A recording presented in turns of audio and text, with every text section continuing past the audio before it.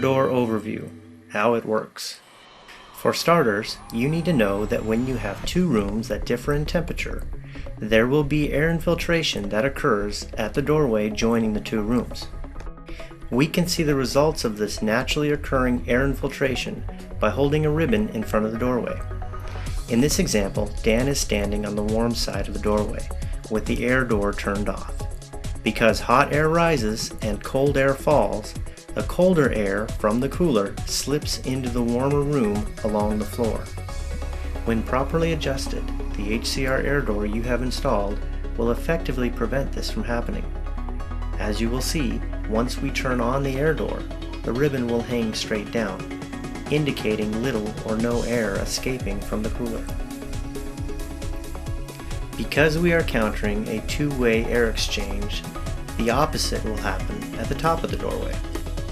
The same amount of cold air that was flowing out of the cooler at the bottom of the doorway will be replaced with warmer air drawn into the cooler from the outer room. Let's look at a diagram of what the airflow looks like when the air door is turned on. Notice that the green lines depicting the primary airstream will follow a curvilinear track before it reaches the other side of the doorway. And this can be seen in action by the yellow ribbon as it follows the primary airstream across the doorway. Let's take another look at the airflow diagram. Notice that there is also some secondary air induction occurring. This is depicted by the red and blue arrows on the diagram. And we can also see this in action when Dan holds the ribbon to one side of the air door. This secondary airflow is a correct result when the air door has been properly adjusted. Looking through the following diagrams, you can see the results are less than optimal if the primary airstream is incorrectly set too far in one direction. In this video, you will learn how to test and adjust the primary airstream of your HCR air door. Adjustments are made by changing the angle of the nozzle blades, closing or opening the damper slides, and/or adjusting the air velocity setting. Before performing any maintenance or adjustment to your air door, find and locate the following items: the disconnect switch, the VFD control panel, and the instruction manual that comes with the air door. In it, you will find a physical data drawing pertaining to that particular door, as well as troubleshooting tips and support contact information. You will also need to familiarize yourself with the two different sides of your air door. The discharge side will be the side with the directional nozzle that blows air, and the intake side will be the side with the larger screen that sucks and recirculates the air.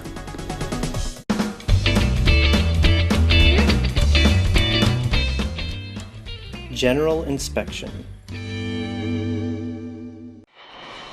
Consult the manual. Locate and review the instruction booklet that comes with the air door. It contains detailed instructions on the operation, adjustment, and maintenance of your specific air door. Intake inspection. When you first walk up to the air door, visually check to see that there is no physical damage, and remove any debris that may have collected on the intake screen. Discharge inspection.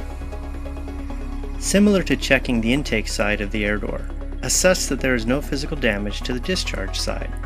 Note that the discharge nozzle will be offset to purposely direct the airflow across the doorway. Reach into the discharge nozzle and clean out any debris that may have collected on the screen.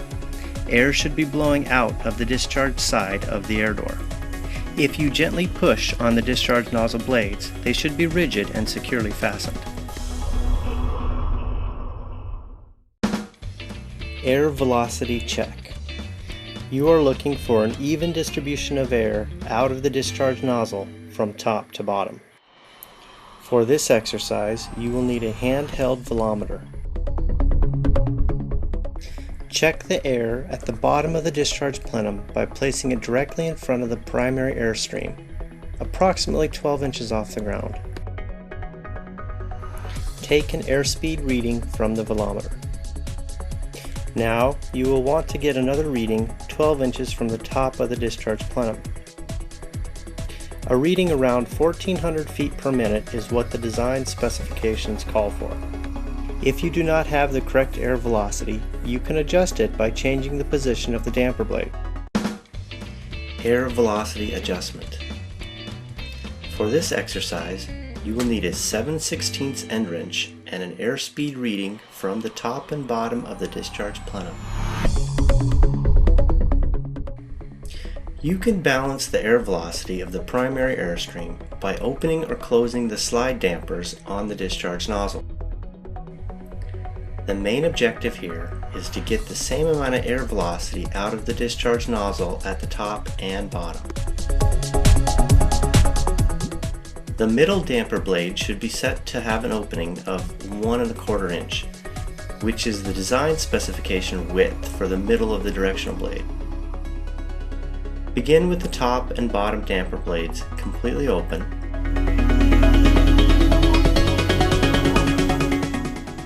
Then loosen the nut that fastens the bottom damper blade slide cover. Now gently slide the bottom damper blade so that it begins to close down the airflow. Securely fasten the damper slide covers after you have made your adjustments. Now check the air velocity at the top and bottom again to see if you have a balance at the top and bottom. If not, continue making adjustments to the top and bottom damper blades until you do.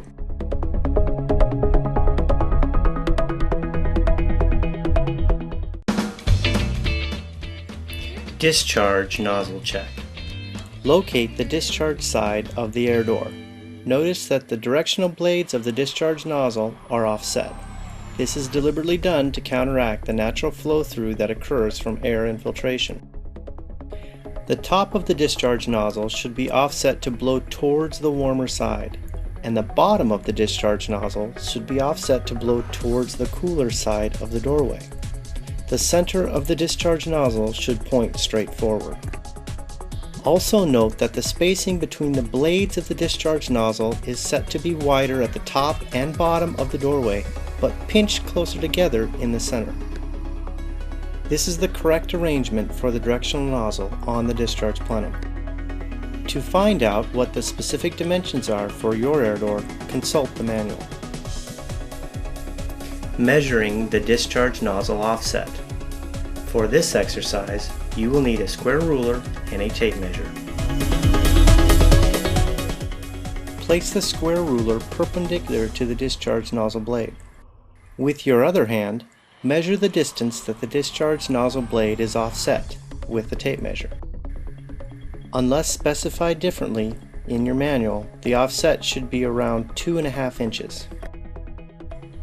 After adjusting the discharge blades, it is always a good idea to ribbon test the primary airstream of the air door. This is done by unrolling ribbon tape to a couple of feet short of the width of the doorway, then holding it directly in front of the discharge nozzle. Notice how the ribbon will follow the airstream. This should give you a good idea as to where the primary airstream is being directed. Use the airflow diagrams found in the manual to help you determine the correct airflow pattern. Be sure to check the top of the air door as well. Its airflow curve should be directed to counter the warmer air that will infiltrate at the top of the doorway.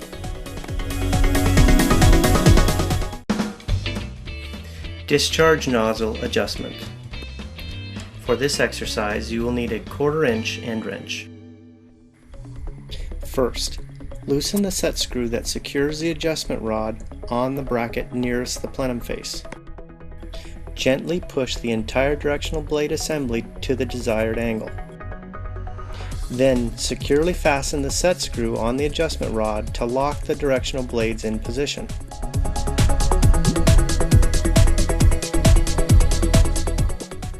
Be sure to ribbon test the primary airstream after you have made any adjustments to the discharge nozzle. Review the discharge nozzle check section of this video for setting the proper angle of the directional blades of your HCR air door. The VFD controller. Your HCR air door is equipped with a VFD controller that will let you set the blower speed. The VFD control box should be mounted along the wall near the air door.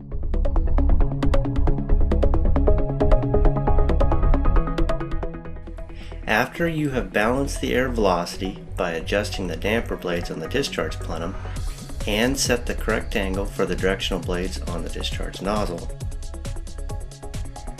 You can increase or decrease the blower speed by turning the control knob inside the VFD control box. If you have the blower speed set to too low, then natural air infiltration will persist. If you have the blower speed set too high, the primary airstream will push into the cooler on the bottom and into the warmer room at the top. The optimal setting is just enough for the primary airstream to cross the doorway. Use a ribbon test on the top and bottom of the airstream to check that you have adjusted the VFD correctly.